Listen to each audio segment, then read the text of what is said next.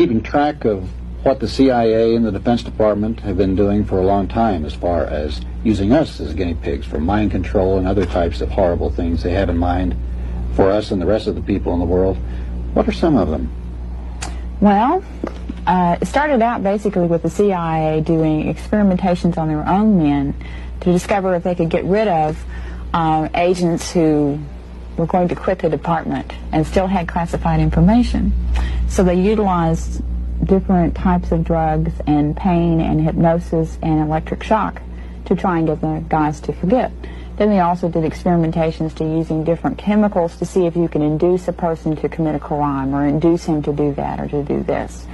Of course, the CIA claimed that it didn't carry it through. The documentation we got was actually that they did that. Then we came across the overall project called MK Ultra.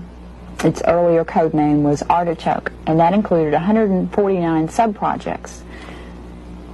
Those, 149. yeah.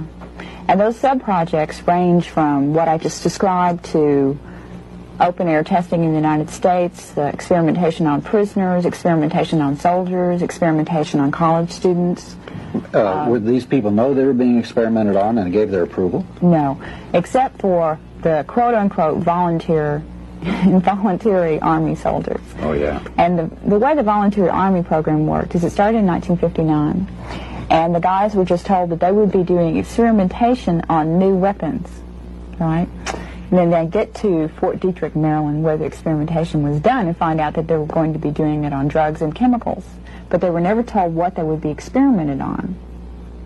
You know, they just knew that they went crazy for a couple of days or so forth and so on, and then years later have similar things to the guys who have had Agent Orange, because there's just one chemical that was used called BZ, and it's 100 times stronger than LSD. It's a very gross drug that causes a person to totally go out of his head for at least 12 hours, sometimes up to 2 to 3 weeks, where he doesn't even know where he is or who he is. Are there residual effects to BZ? Yes.